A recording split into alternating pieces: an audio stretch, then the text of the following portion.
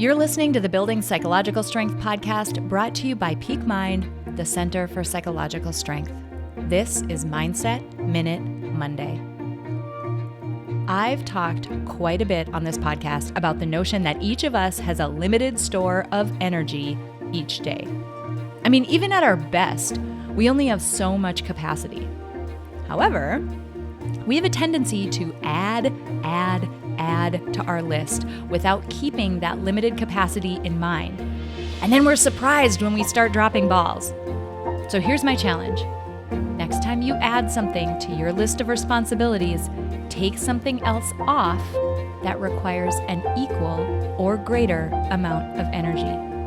It's not easy, but man, will your brain thank you for it as it sighs a big breath of relief. Try this out and see how you feel. If you benefit from our content, please drop us a rating and a review on iTunes, and do share this with others who might find it valuable.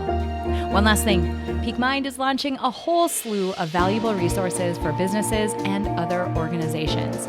As it turns out, businesses are just made up of people, and when people thrive, businesses thrive. And at Peak Mind, we help people thrive.